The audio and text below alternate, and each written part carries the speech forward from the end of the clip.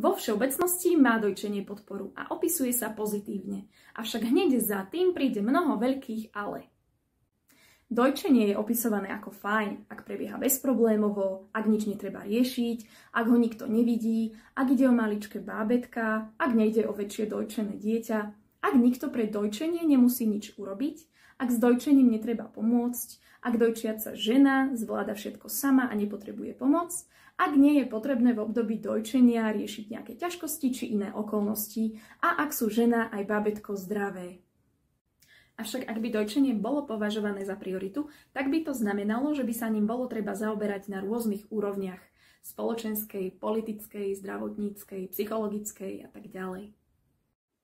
Pretože úspešné dojčenie nemá byť otázka náhody či šťastia, ale systematického a premysleného vytvárania podmienok pre fungovanie dojčenia.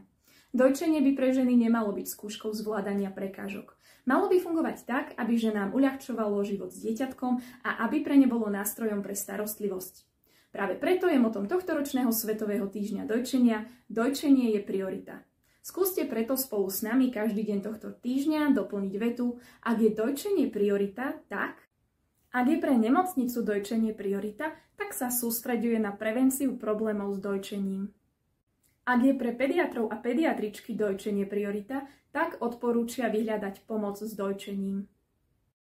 Ak je pre ľudí pracujúcich s duševným zdravím žien dojčenie priorita, poskytujú v prípade popôrodnej úzkosti či depresie pomoc, ktorá prinesie úľavu a zachová dojčenie. Ak je pre verejnosť dojčenie priorita, víta dojčenie mimo domu ako normu.